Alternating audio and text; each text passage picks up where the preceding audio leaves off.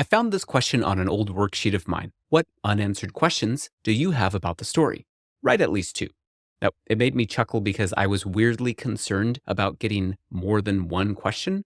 I actually underlined and bolded the S and wrote, write at least two. So, what did my class do once they wrote their at least two unanswered questions? Well, we moved right along to a completely unrelated, low-level question. What new vocabulary words are in the story? Write their meanings. Now, can you imagine having this conversation with an adult? What questions did you have at the end of Inception? Oh, I'm dying to know whether they were in a dream or reality. At least two questions, please.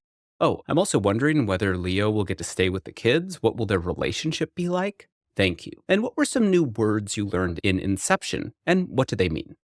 It seems obvious, but if someone tells me something they're wondering about, I should ask more about that unanswered question.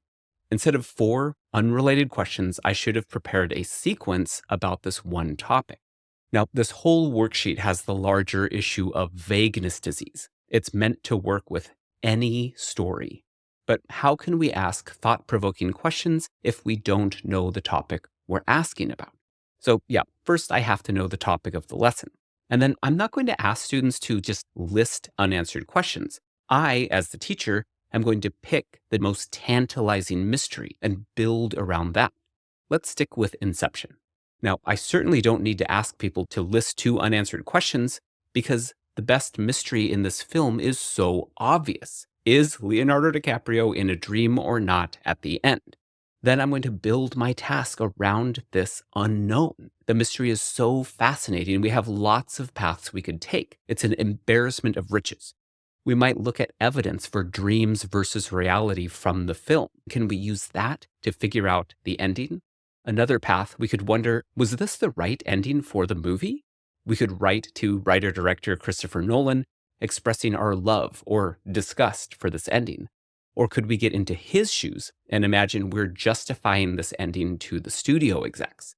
We could compare this ambiguous ending with other ambiguous endings from films and books and shows. Which ones are appropriate and which ones are annoying?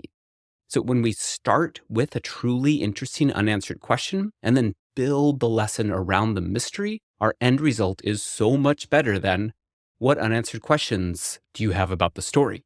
Write at least two. Okay, so unanswered questions works really well with Inception. That story has an amazing mystery. But today's lesson doesn't have any delicious unanswered questions, so what do we do then? Well, just don't use unanswered questions with that lesson. There's no reason to use every tool from depth and complexity in any single lesson. Depth and complexity are like spices, and you wouldn't use every spice in one meal. That would be gross. So likewise, I'd only reach for unanswered questions if it fits the lesson that I'm planning. If you have a depth and complexity question that you'd like to see renovated, send it in to me at ian@byrdseed.com.